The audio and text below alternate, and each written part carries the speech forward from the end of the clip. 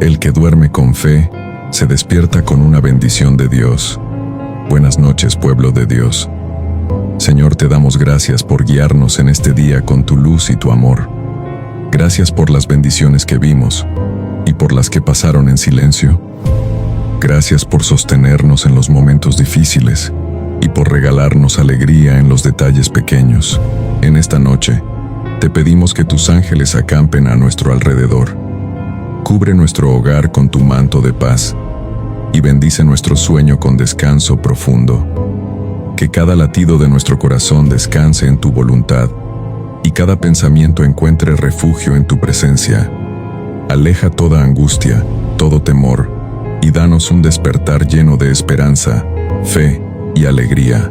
Quédate con nosotros, Señor, y enséñanos a dormir con confianza y despertar con propósito.